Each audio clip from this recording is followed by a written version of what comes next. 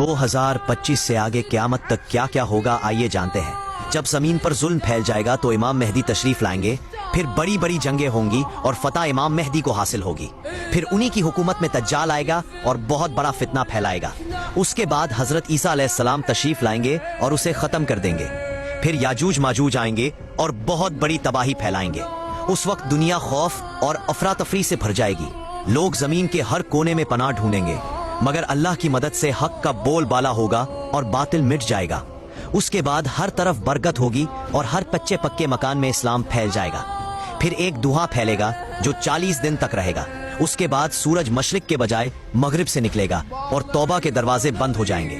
फिर मक्के की सफा पहाड़ी से एक अजीब जानवर निकलेगा, दाबतुल अर्स, जो लोगों से बातें करेगा। उसके बाद एक खुशगवार हवा चलेगी जिससे ईमान वालों को मौत आ जाएगी। फिर सूर फूंका जाएगा और आखिर में क़यामत आ जाएगी।